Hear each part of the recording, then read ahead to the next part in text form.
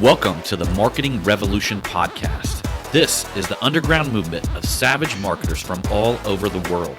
We are not Fortune 500 companies. We are real entrepreneurs with real businesses that have one major thing in mind: to set goals and devour them daily. Because we understand that everyone wants to eat, but only savage marketers are willing to do the hunt. Now let's get this revolution started. Hey, what's up, everybody? John Hiley here with the Marketing Revolution Podcast and the Marketing Savage Facebook group. Coming to you guys today with another podcast, and I want to talk to you guys about recently I went through this workshop, this training, and it's called the Story Execution Workshop. And it's something put together by a guy by the name of Pete Vargas. And Pete Vargas has trained guys such as Damon Johns, Tony Robbins, on and on and on. I mean, he could just literally ramble off the amount of people that he's actually taught how to framework and create, like a signature talk. Basically meaning whether you're on stage or whether you're on a podcast, that there's all of these different frameworks for these signature talks. And one of the things that I learned when I went through their workshop, I learned something called core stories. And I think this is kind of cool, man. And I think we really need to talk about this here on the podcast, because everybody should have some core stories for their business. If you ever get the opportunity to stand up and talk, or if you ever get on a podcast, or if you ever get on a local radio show, you're going to want to have some different stories that kind of lead or point the audience to a specific direction or to a specific way of thinking, outcome, whatever that is.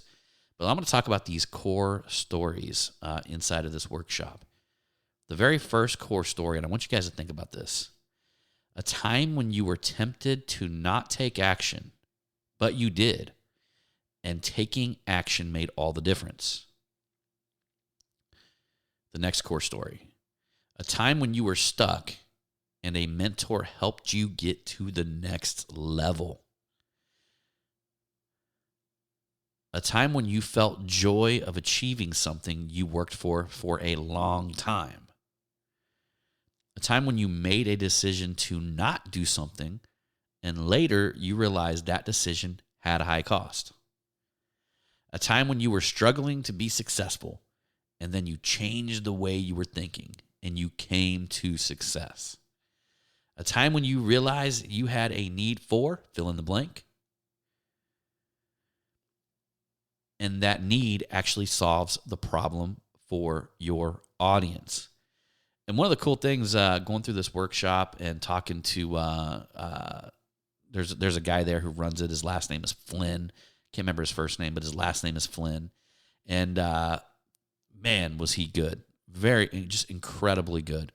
And he's literally like dissecting every aspect of your stories and giving very good, solid advice on how to either make them much more deliverable to your audience or make them much more impactful through like storytelling techniques. And, a lot of times when you are storytelling, if you can add things like, the way that it felt or how hot it was, or if you can put like some more, add some more senses to it, you can actually bring the audience deeper into that story, because now they're beginning to feel the emotion that you're delivering.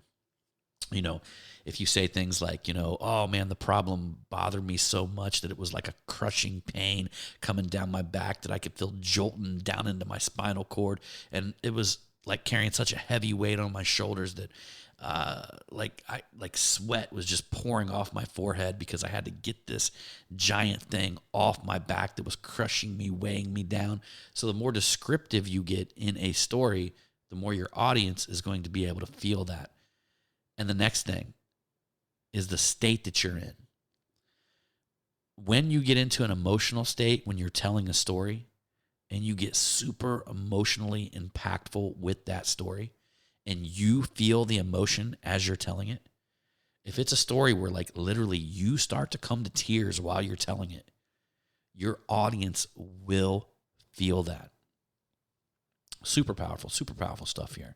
So anyhow, guys, I just want to come to you and talk to you just a little bit about that and kind of give you a brief understanding of what core stories are. The way the format is inside of the story execution workshop is basically, it's like an accordion where you can expand it to a long amount of time. Like if you got to speak for like an hour, you can fill up an hour. But if you got to take the same talk and do it 20 minutes on a podcast, you could shrink it down to, that much time. And how they do that, essentially they have, initially you start out with an opening for about 5 minutes where you tell an opening story. And then you pivot into 3 stories where you are giving away takeaways to the audience, where the audience is going to really take something home with these 3 stories. And then at the end, you pivot to the call to action. And basically that means whether you are, telling them to, download something off the internet, or whether you are trying to sell something to them on stage, whatever that is, you're doing a call to action. So there's 2 parts to the call to action. You either do that very logically or emotionally, or you do it both, right? So you do a very logical description of what it is that you have to offer. You might give the value of what it is that you have to offer. But today they're going to save X amount of dollars on this value if they act right now. Or you're going to go through another story about what it is that you have to offer to connect them emotionally. Or if you've got time, you do both. So that's the structure. That's the layout of the talks. And kind of the cool thing is that, if you're on a short podcast, you can remove a couple stories. You can maybe just tell one of the stories instead of all 3. Or you could shorten the stories up a little bit. If you have the availability or the ability to do that, you can shorten the stories up a little bit. So it's super powerful. It was something that I went through, and I ended up signing up. They got a stage agency deal, and I ended up signing up with that as well. So I literally hired his company to go out and canvas and sell me on stages. I think they go after like 20 plus stages per month. I'll keep you guys up to date on how that's going. They have gotten me on some podcasts, and they did book me on Entrepreneur on Fire. So if I give you an update now, it's going really, really well. But I'm really excited to see when they get me on physical stages, how that's going to be and what kind of stages they're going to book for me. So that is that's coming down the road, my friends, and I'm sure you guys are going to hear about that on some future podcasts. And but other than that, I just wanted to kind of let you in on something that I've been doing, and this is something that I'm adding to my marketing arsenal. So I'm going to be able to get on here and talk to you guys about it as well. And I don't even care if you're a local small company. I mean, I made a lot of money speaking at the little BNI meetings and at the Chamber of Commerce and all that stuff. Just getting to know people, and there was events that we would have in our hometown, and I would get up on stage and I would talk at all the different events and stuff like that. And I got a lot of local business by doing that. I mean, there's radio shows, there's little TV shows, there's all kinds of stuff going on to give you the opportunity to speak in front of people that are even in your local community. So this is not something that is just for the exclusive or just for the elite folks that are trying to speak on stage all over the world. This is something that you can learn, and you can drive home leads, and you can connect with people. And it's super powerful, even if you're operating a business out of a community. So anyhow, y'all, I appreciate you guys for coming along on this Marketing Revolution podcast.